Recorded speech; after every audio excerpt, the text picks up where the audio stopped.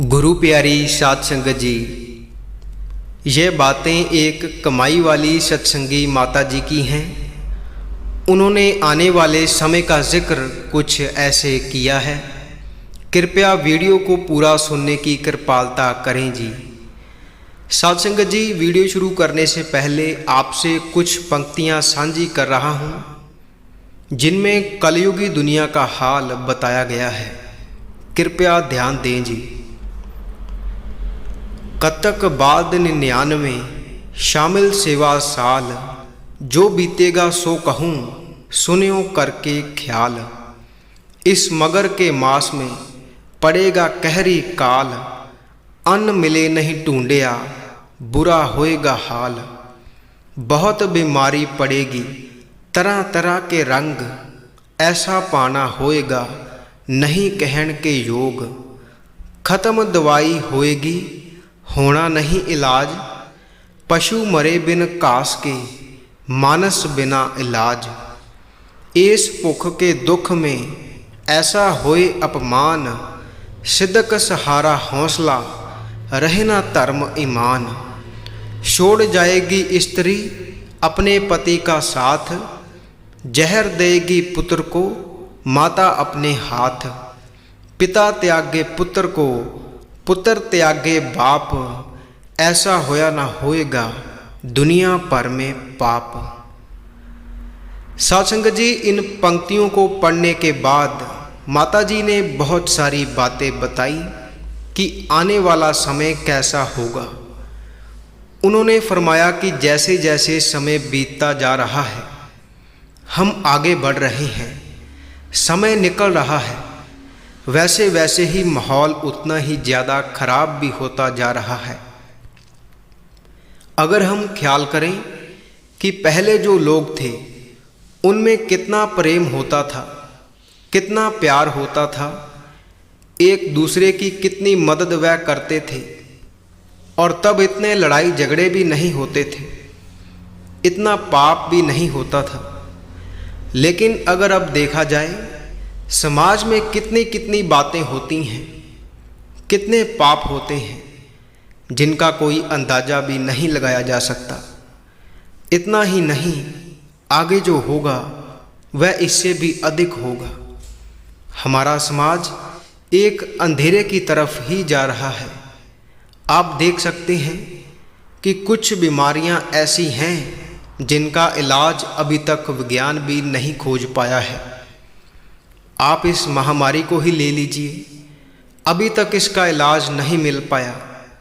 हमने कितना कुछ कर लिया, हमने कितना कुछ बना लिया, हमने कितनी तरक्की कर ली है, इसके बावजूद भी हम कुछ बीमारियों का इलाज ढूंढने में असफल हैं। बड़े से बड़े विज्ञानी भी ऐसी महामारियों का इलाज नहीं ढूंढ पाए। यह हमारे लिए संकेत ही है कि हम किस तरफ जा रहे हैं, हमने कितना कुछ बिगाड़ लिया है।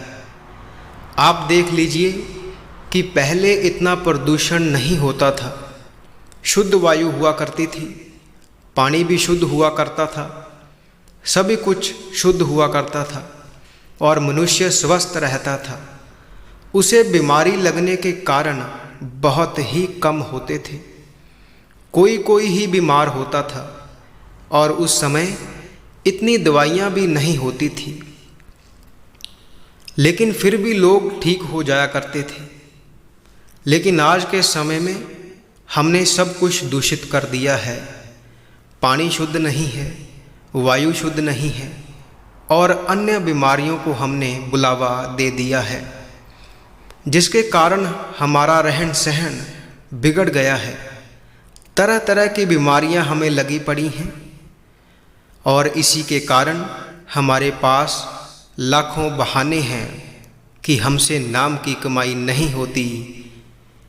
जब बात भजन सिमरन की आती है, नाम की कमाई की आती है, तब हम इन बीमारियों का बहाना लगाते हैं या फिर कुछ और बहाने लगाते हैं कि हमसे नाम सिमरन नहीं होता।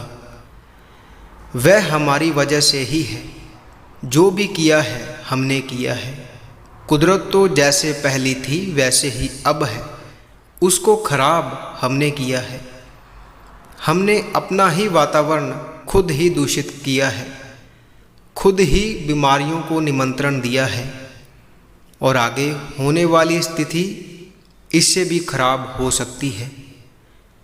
जैसे कि उन पंक्तियों में कहा गया है कि आगे अनाज मिलने के स्रोत बहुत ही कम होंगे, ढूंढने से भी नहीं मिल पाएगा।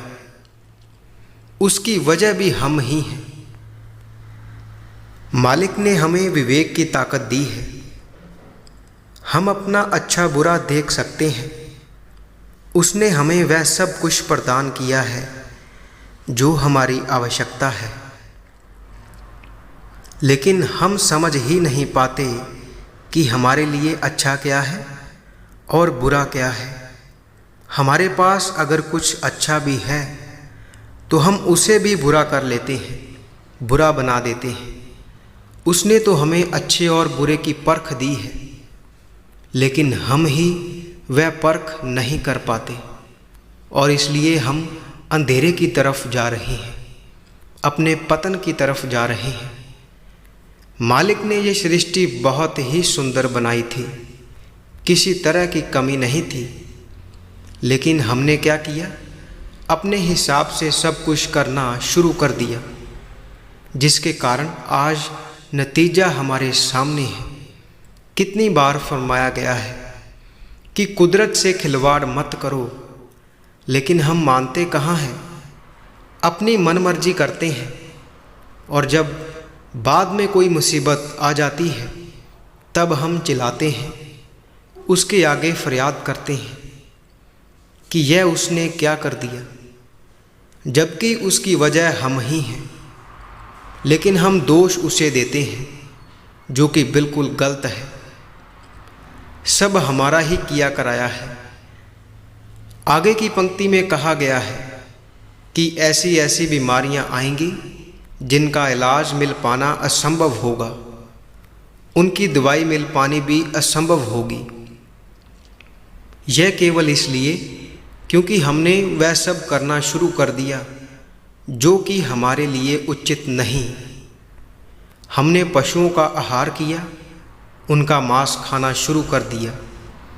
इंसान ने जीव जंतुओं का मांस खाना शुरू कर दिया, जिससे कि तरह तरह की बीमारियां मनुष्य में आने लगी, जिनका इलाज मिल पाना असंभव होगा। उसके आगे आप फरमाती हैं कि दवाई मिलने की बात तो दूर रही, दवाई ही नहीं बचेगी, तब बीमारी का इलाज कैसे होगा?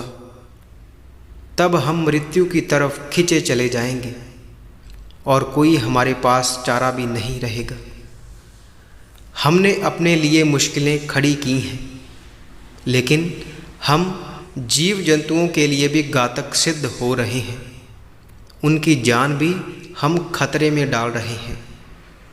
उनके लिए भी खतरा बनेगा, जिसकी वजह केवल हम होंगे।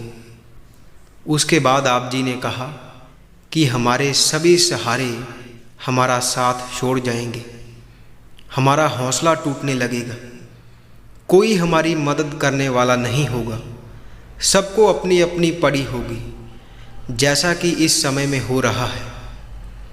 कैसे सब एक दूसरे से भाग रहे हैं, हाथ मिलाना तो दूर, हम तो किसी के पास जाने से भी डरते हैं। ऐसी स्थिति आज हो गई है। इसी को मद्देनज़र रखते हुए आगे की स्थिति और भी खराब होगी। उसके बाद अगली पंक्तियों के अनुसार माता जी ने फरमाया कि स्थिति इतनी खराब हो जाएगी कि पत्नी अपने पति को छोड़कर भागेगी, माता अपने पुत्र को जहर देगी, पिता अपने पुत्र को त्याग देगा, पुत्र अपने पिता को त्याग देगा। ऐसा पाप आगे होने लगेगा। हमारा समाज पतन की ओर बढ़ने लगेगा। ऐसा कलयुगी दुनिया का हाल होगा।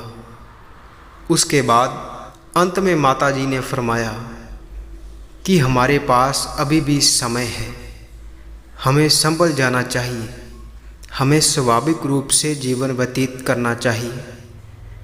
यह मालिक की सृष्टि है, उसके हुक्म के अनुसार जीवन व्यतीत करना है, उसी के बाणे में रहकर चलना है।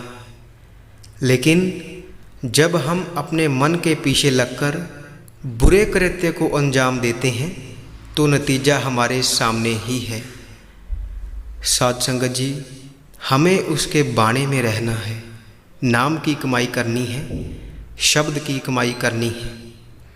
साध संगत जी, इसी के साथ हम आपसे इजाज़त लेते हैं।